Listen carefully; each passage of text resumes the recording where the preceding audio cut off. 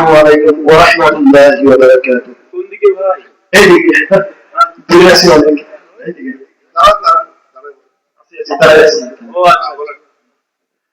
তো আমার প্রশ্ন, আপনার আজকের এই আলোচনার যেটা বিষয় ছিল ঐক্য, ওইটা নিয়ে আমার প্রশ্ন যে আমরা কেন নিজেদেরকে হানাফি, শাফিঈ, আহলে কুরআন, আহলে হাদিস বলে আমাদেরকে চিনাকি দিই, যেখানে আল্লাহ নিজেই বলেছে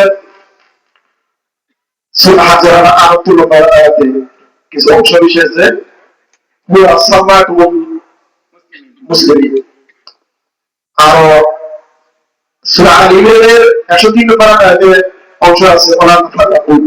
তো এই বিষয়ে আপনি কি বলবেন? ওকে, মাইকটা আপনারা কাছে রাখবেন। তার মানে ভাইয়ের প্রশ্ন যে আমরা ঐক্য নিয়ে আলোচনা করলাম, কিন্তু আমরা নিজেদেরকে আহলে হাদিস এই শব্দটা আমরা ব্যবহার করছি, অনেক পরিচয় দিচ্ছি, অথচ আল্লাহ সুবহানাহু ওয়া তাআলা কোরআনুল কারীমে সূরা হাজ সূরা 22 আয়াত নম্বর 78, সূরা আল ইমরান সূরা 3 আয়াত নম্বর 103, সূরা হাজের 78 নম্বর আয়াতে আল্লাহ বলেছেন যে নবী ইব্রাহিমকে উদ্দেশ্য করে যে তোমার নাম মুসলিম।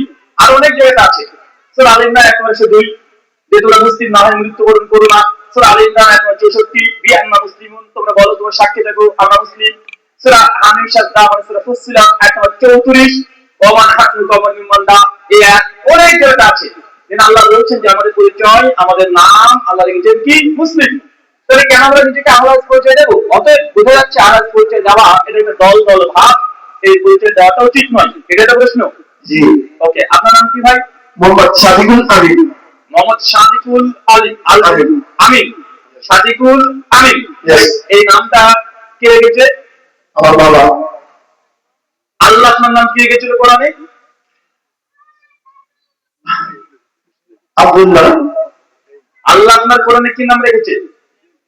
মুসলিম। এটাকে বললেন না মুসলিম। মুসলিম। তা আপনাকে যখন পরিচয় জিজ্ঞেস করবে আপনার নাম কি, তখন আপনি আল্লাহ নামের পরিচয় না দিয়ে বাপ যে নামে নাম দিয়েছে সে নাম কেন বললেন? এটা তো ব্যক্তিগত নাম, সবাই থাকবো। এটা তো ব্যক্তিগত নাম, সবাই থাকবো। তো আল্লাহ তো নিজে একটা নাম দিয়েছে, তো বাপের তো নামে পরিচয় দিলেন কেন? কারণ আমাকে তো চেনা যাবে না, সবাই তো চেনা যাবে না। সবাই যদি মুসলিম বলে তাহলে চেনা যাবে না, এই জন্যই। আচ্ছা, হাদিসের মধ্যে আল্লাহ নবীর নাম রাখতে বলেছে এবং বলেও দিয়েছে দুটো নাম আল্লাহর সবচেয়ে প্রিয়, একটা আব্দুল্লাহ, একটা আব্দুর রহমান। তৃতীয় কোন নাম যে প্রিয় এটা তো কোনো দলিল নাই ভাই। তারপর আপনার এই সাদিকুল আমিন এর নাম কেন রাখলেন? সেটা আপনি বলেন। আমি কি রেখেছি নাকি ভাই? হ্যাঁ, আল্লাহ আমাদের কোরআন নাম রেখেছে কি মুসলমান, মুসলিম, আমরা মুসলিমুন এই শব্দটা এসেছে এক বছর বহু বছর বিভিন্ন ভাবে এসেছে। আল্লাহ তো নাম রেখে দিয়েছে, তার বাপের নাম রাখা দরকার কি ছিল? আল্লাহর নামে পরিচয় দেওয়া কি যে উচিত ছিল না? তার মানে আপনি বুঝতে পারলেন যে আমাকে চেনা যাবে না, এই জন্য স্বতন্ত্র স্বতন্ত্র নাম দিয়ে চিহ্নিতকরণ করা হয়েছে। শোনেন, আল্লাহ কয়জন? আল্লাহর নাম কয়জন? নাম কয়টা? আরে এক হাদিসে 99টা নাম এসেছে, তিরমিজির হাদিস। তো আল্লাহ 99টা নাম নয়, আল্লাহ তার চাইতে বেশি নাম। ইমাম নববী রাহিমাহুল্লাহ সেলসের সারাপত থেকে বলছেন যে আল্লাহ কয়েক হাজার নাম আছে। ইমাম বায়াকি রাহিমাহুল্লাহ তার আসমা সিফাত এই বইটাতে আল্লাহর কমপক্ষে 1000 খান নাম এবং তার সিফাত সবগুলোকে তিনি মানে পরপর তিনি সাজিয়ে লিখে রেখেছেন।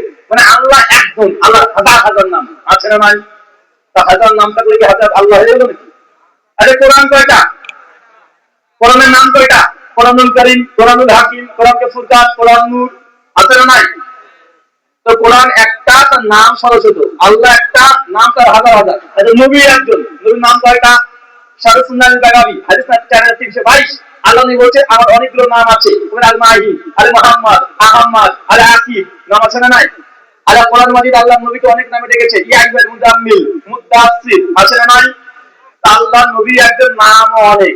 আচ্ছা, আল্লাহ নবীর সাহাবী কোরআন মাজিদের নাম নাই? মুহাজির ওয়া আনসার, তো তারা কি মুসলমান না?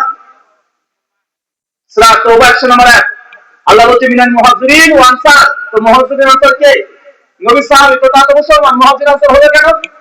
তাদের এক্সট্রা একটা বৈশিষ্ট্য, যারা হিজরত করেছে আর যারা তাদের সহযোগিতা করেছে, মুহাজির আনসার সাহাবী, তারা কি মুসলমান না? তারা তো মুসলিম। তো সাহাবী টাইটেল কেন দেওয়া হয়েছে? এটা বৈশিষ্ট্য, এটা কি? শোনেন ভাই, আহলে হাদিস এটা নাউন, এর ইসম নয়। এটা নাউন বা নাম নয়, এটা কি? অ্যাট্রিবিউটস, বৈশিষ্ট্য, গুণ, সিফাত। এটা কি? এটা একটা বৈশিষ্ট্য। আমরা প্রত্যেকে মুসলমান, তবে আমাদের মানহাজ আহলুল হাদিস।